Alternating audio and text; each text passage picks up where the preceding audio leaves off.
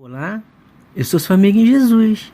Vamos hoje para mais uma reunião entre você, eu e Jesus. Eu gostaria hoje de falar sobre as 3 façanhas da fé. Mas antes temos que falar os nomes do Senhor e as suas finalidades. Deus cuida do seu povo quando ele sofre. O nome desse Deus é Yahvé. O Senhor está presente e acessível, perto dos que invocam por livramento, perdão e orientação. Deus adverte, mas no final julgará aqueles que perseguem seu povo. O nome desse Deus é Jeová Tsidkenu. O Senhor é nossa justiça. Deus dará vitória ao seu povo. O nome desse Deus é Jeová Roi. O Senhor é nosso pastor. No capítulo 10 de João, do versículo 10 ao 11, diz assim: o ladrão não vem senão a roubar, a matar e a destruir. E eu vim para que tenham vida, e a tenham com abundância. Eu sou o bom pastor. O bom pastor dá sua vida pelas ovelhas. Em toda a Bíblia, nunca houve algum relato que Deus perdeu alguma batalha. É só ter fé e o mundo espiritual começará a se movimentar. O nome desse Deus é Jeová Sabaote, o Senhor dos Exércitos, também conhecido como General dos Generais. Fiel povo de Deus herdará o seu reino em sua totalidade. O nome desse Deus é Jeová Maquidesh, Senhor que santifica e nos torna santos. E será desta forma que poderemos herdar o reino dos céus. Em Hebreus capítulo 11, do versículo 1 ao 3, dizem assim: ora, a fé é a certeza daquilo que esperamos e a prova das coisas que não vemos. Pois foi por meio dela que os antigos receberam bom testemunho. Pela fé entendemos que o universo foi formado pela palavra de Deus, de modo que o que se vê não foi feito do que é visível. Em Efésios capítulo 2, versículo 10 diz assim: porque somos criação de Deus realizada em Cristo Jesus, para fazermos boas obras, a quais Deus preparou de antemão para que nós a praticássemos. Em Efésios capítulo 2, versículos 8 e 9 diz assim: pois vocês são salvos pela graça, por meio da fé, e isto não vem de vocês, é dom de Deus, não por obras, para que ninguém se glorie. Nestas 2 passagens, a palavra de Deus se refere a uma fé fria, quase se apagando, como a parábola das 10 mulheres, que fica situada em Mateus capítulo 25, do versículo 3 ao 5, e diz assim: as insensatas pegaram suas candeias, mas não levaram óleo consigo. As imprudentes, porém, levaram óleo em suas vasilhas juntamente com suas candeias. O noivo demorou a chegar, e todas ficaram com sono e adormeceram. Quando o noivo chegou, só encontrou as 5 prudentes, que manteram com azeite as candeias acesas. Livro de Atos, capítulo 16, versículos 31 e 32 dizem assim: eles responderam: creia no Senhor Jesus e serão salvos, você e os de sua casa. E pregavam a palavra de Deus a ele e a todos os de sua casa. Em Tiago, capítulo 2, versículo 26, diz assim: assim como o corpo sem espírito está morto, também a fé sem obra está morta. Em 1 Timóteo, capítulo 6, versículo 2 diz assim: combata o bom combate da fé, tome posse da vida eterna, para a qual você foi chamado e fez boa confissão na presença de muitas testemunhas. Administrar o tempo para Deus.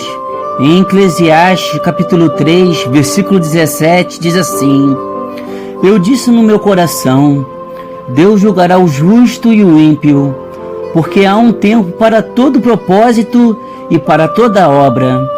Este versículo diz a respeito de 2 julgamentos: o tribunal de Cristo e o julgamento do grande trono branco de Deus.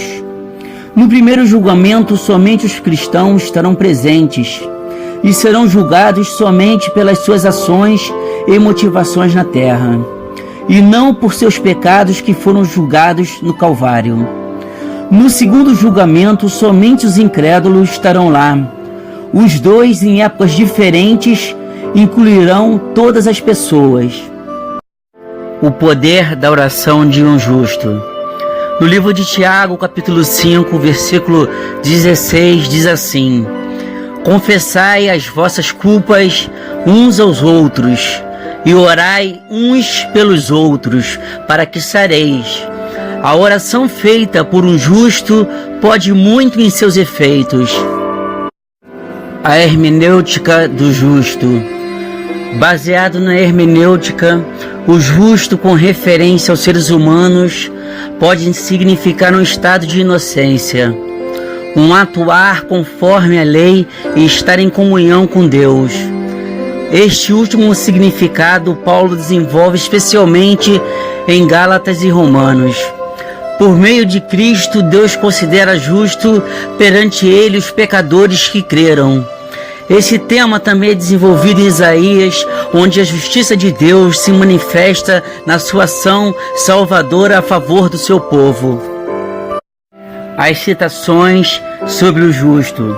No livro de Gênesis, capítulo 6, do versículo 8 ao 9, diz assim: Noé, porém, achou graça aos olhos do Senhor. Noé era homem justo e perfeito em suas gerações. Noé andava com Deus. No livro de Salmos, capítulo 5, do versículo 11 ao 12, diz assim: Porém, alegre-se em todos os que confiam em ti. Exultem eternamente, porquanto tu os defende. E em ti se gloriem os que amam teu nome. Pois tu, Senhor, abençoarás ao justo, circundará da tua benevolência como de um escudo. Salmos, capítulo 11, versículo 5. O Senhor prova o justo, porém ao ímpio e ao que ama a violência, odeia a sua alma. Em Salmos 37, capítulo 21. O ímpio toma emprestado e não paga, mas o justo se compadece e dá. Salmos 37, versículo 25. Fui moço e agora sou velho, mas nunca vi desamparado o justo, nem a sua semente a mendigar o pão. Salmos 37, versículo 29.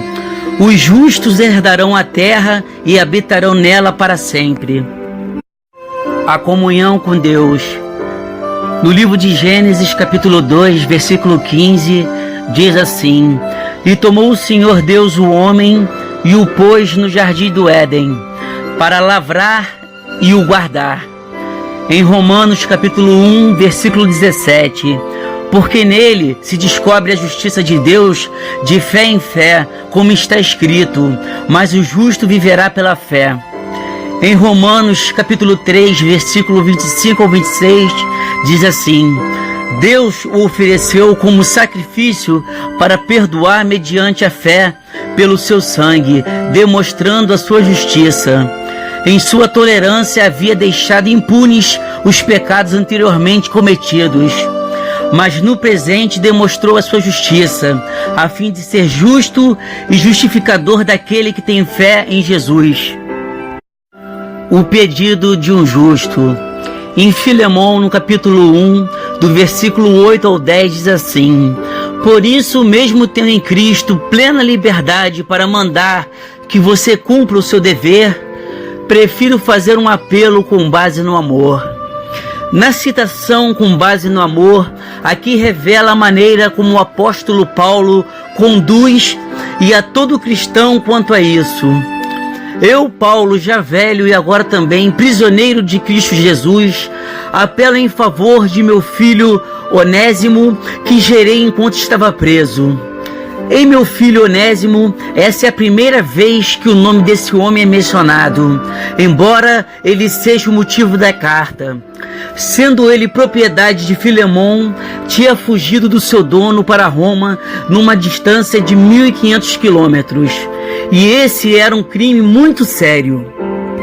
Depois de chegar em Roma, esse escravo fugitivo, Onésimo, havia entrado em contato com Paulo, tendo entregado seu coração a Cristo.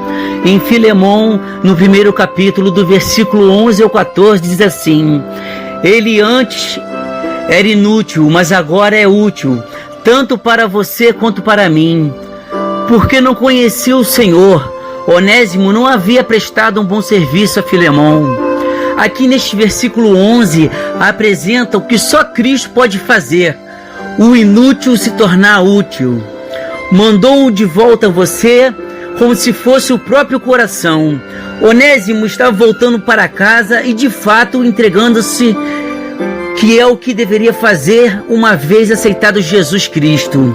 A súplica de Paulo feita a Filemon, que recebe de volta o seu antigo inútil e agora recebe o novo homem útil, na expressão como o seu próprio coração, é o mesmo como se fosse como meu filho. Deus deseja que desfrutemos do nosso trabalho. Em Eclesiastes capítulo 3, versículo 13 diz assim: e também que todo homem coma, beba e goze do bem de todo o seu trabalho. Isto é um dom de Deus. Comer, beber, trabalhar e desfrutar disso indica que o trabalho legítimo é obrigação do homem, mas não é o fim e nem o propósito de sua existência. A fé. Em Romanos 6, capítulo 6, versículo 6 diz assim: pois sabemos que o nosso velho homem foi crucificado com ele, para que o corpo do pecado seja destruído, e não mais sejamos escravos do pecado, pois quem morreu foi justificado do pecado. Ora, se morremos com Cristo, cremos que também com ele viveremos.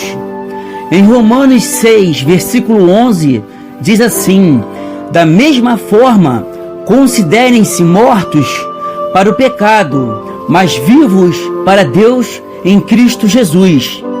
Os frutos do Espírito.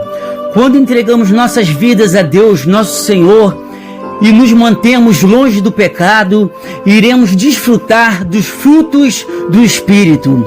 No livro de Gálatas, capítulo 5, do versículo 22 ao 25, diz assim: mas o fruto do Espírito é amor, alegria, paz, paciência, amabilidade, bondade, fidelidade, mansidão e domínio próprio. Contra essas coisas não há lei.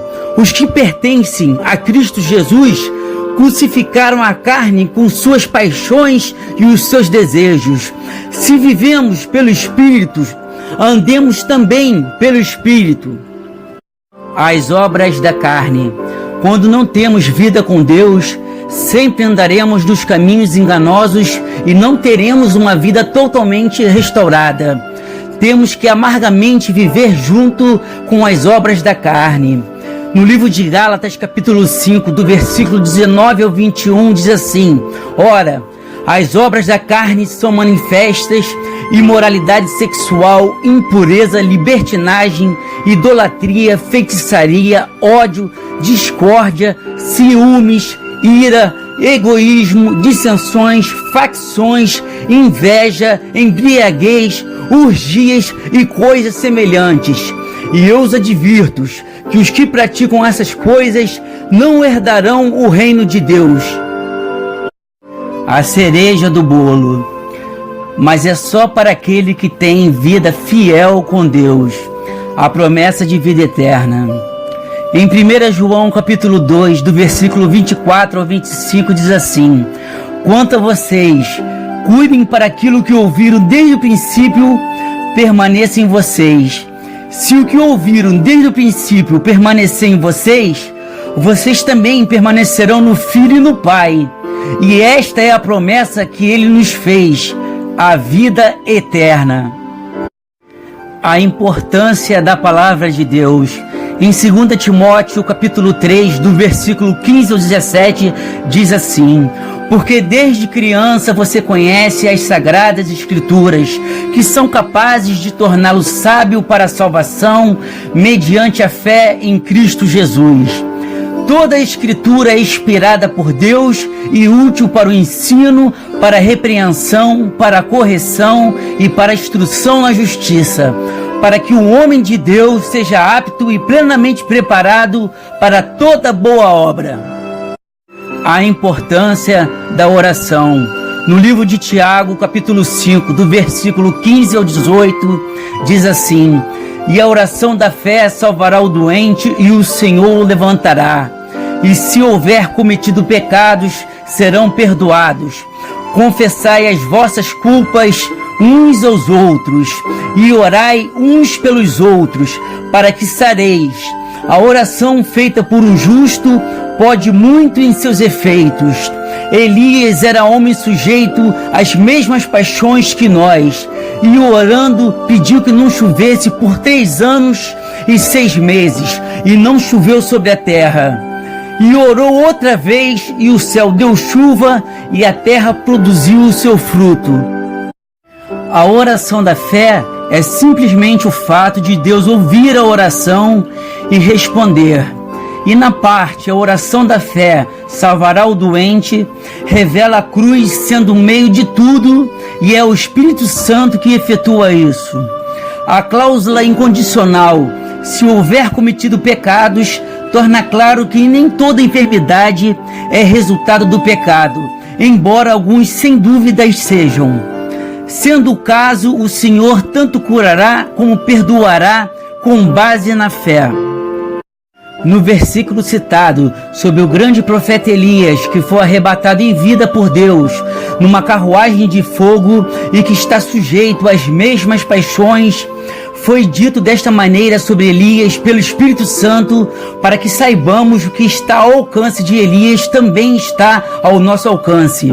Na parte em que Elias ora para que não chovesse por 3 anos e 6 meses, nos mostra o poder da oração, mas se orarmos segundo a vontade de Deus.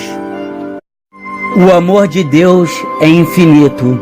Em João capítulo 3, do versículo 16 a 17, diz assim: porque Deus amou o mundo de tal maneira que deu o seu Filho unigênito para que todo aquele que crê não pereça, mas tenha vida eterna. Porque Deus enviou o seu Filho ao mundo, não para que condenasse o mundo, mas para que o mundo fosse salvo por ele. A paz que Cristo deixou. No livro de João, capítulo 14, do versículo 26 ao 27, diz assim: mas o Conselheiro, o Espírito Santo, que o Pai enviará em meu nome, ensinará todas as coisas e fará lembrar tudo o que eu disse. Deixo a paz, a minha paz lhes dou. Não a dou como o mundo a dá. Não se perturbem os seus corações e nem tenham medo. A paz que Cristo nos deixa é sem dúvida uma paz diferente da do mundo. Essa paz demonstra uma paz em meio às guerras, uma paz de domínio próprio quando somos provados, uma paz junto à mansidão, uma paz no perdão, uma paz em meio às tribulações, uma paz quando somos acusados. Essa é a paz que só aquele que crê na cruz e no que Jesus fez nela por nós pode ter. A cruz e Cristo.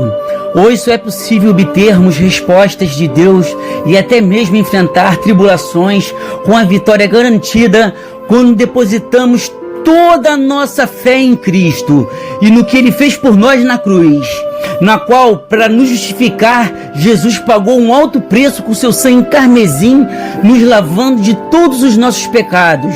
E Cristo, que é a fonte de onde obtemos o perdão das feridas de nossas almas e a restauração por completa de todas as áreas de nossas vidas para os corações verdadeiramente arrependidos.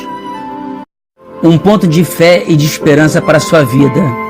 Em 1 Coríntios capítulo 2, versículo 9, diz assim: mas como está escrito, as coisas que o olho não viu e o ouvido não ouviu e não subiram ao coração do homem, são as que Deus preparou para os que o amam.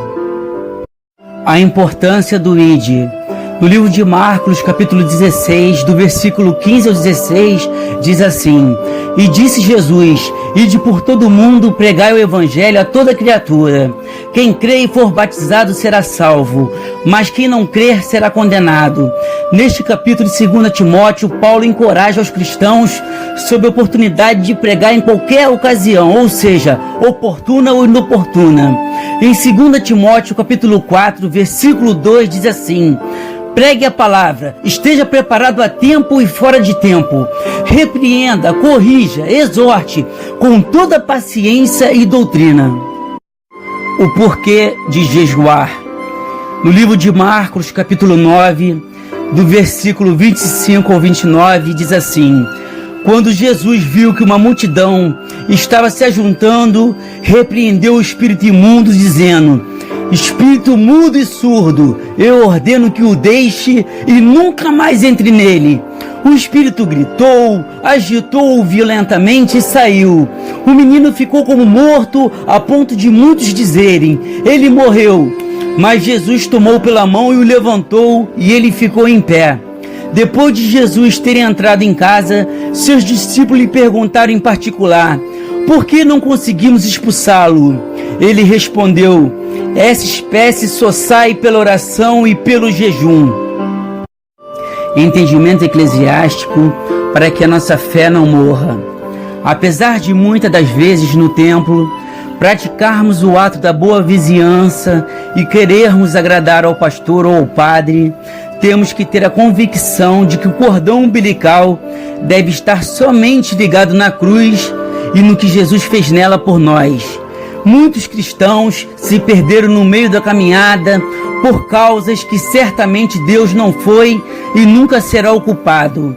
As pessoas se baseiam nos pecados do homem, que já tem a sua tendência pecaminosa, e praticam seus pecados ocultos, onde Deus não coabita em meio desta situação. Igreja é um lugar de vários degraus, onde cada um, com sua fé e sua obediência ao Senhor, se mantém no caminho da fé e da salvação e avançam degrau por degrau, ao chegar ao ponto do Espírito Santo nos purificar e nos santificar. Então não devemos nos decepcionar e nem permitir que isto nos afaste do amor de Cristo. Voto de fé.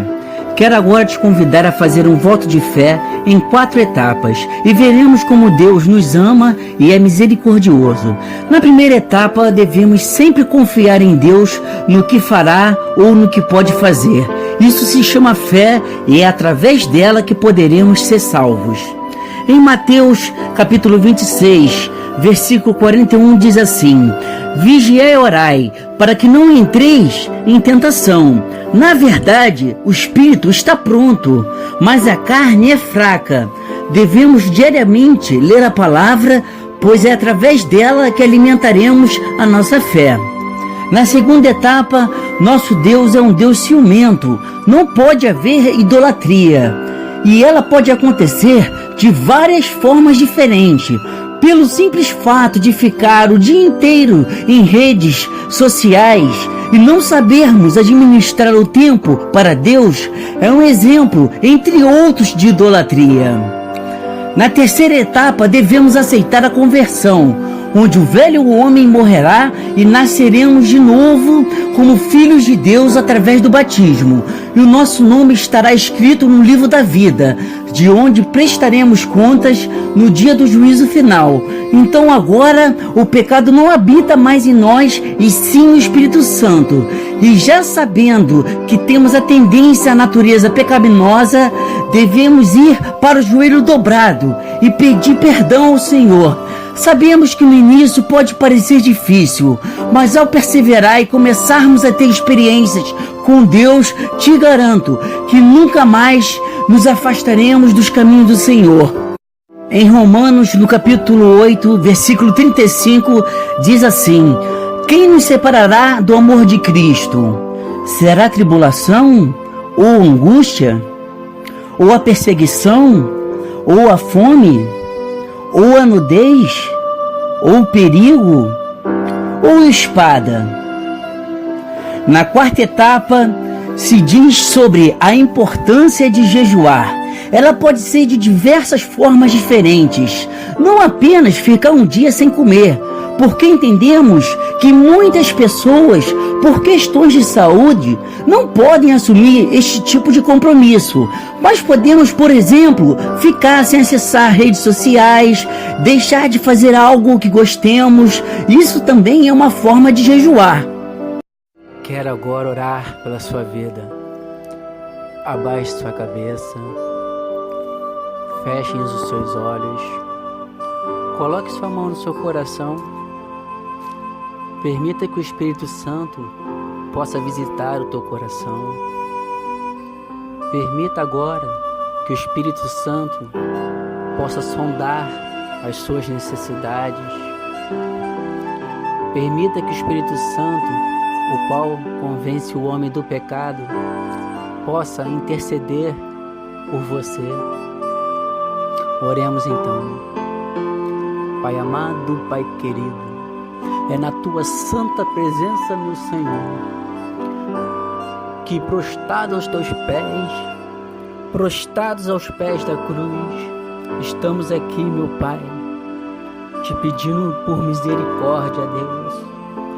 Aqui estão ouvindo, Pai, muitas delas pessoas que foram enganadas, traídas, pessoas que sofreram com esse mundo, pessoas que não acreditam mais na bondade, no amor. Deus amado, Deus querido, é na Tua santa presença, Senhor, que eu te peço a cura das feridas das almas dessas pessoas, Deus.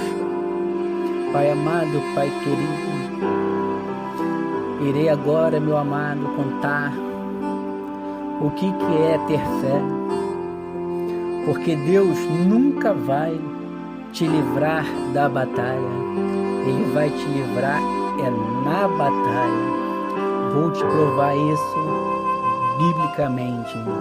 Haviam 3 jovens chamados Sadraque, Mesaque e Abednego. Eles se recusaram à idolatria do rei Nabucodonosor. Quando o rei soube, mandou acender 7 vezes mais a fornalha. E quando foram jogar, eles 3, dentro da fornalha, um soldado foi consumido na hora por excesso de calor. E eles ficaram ali e o rei observando. Daqui a pouco chegou um soldado ao rei e disse: Senhor, estou vendo 4 pessoas lá dentro, todas elas vestidas, dançando. E a 4ª pessoa, ela tem a aparência do Filho do Homem. Ai, dá glória a Deus então, meu irmão. Dá glória a Deus. Deus é maravilhoso, irmão. Se você está cansado de ser enganado, traído, cansado de entrar nesses caminhos do engano, perder as noites de sono procurando algo que encha o seu coração, que venha saciar a tua sede, mas isso é como um saquetel furado. As coisas mundanas são como os saquetéis furados. Mas Jesus disse à mulher samaritana: aquele que beber da minha água nunca mais terá sede.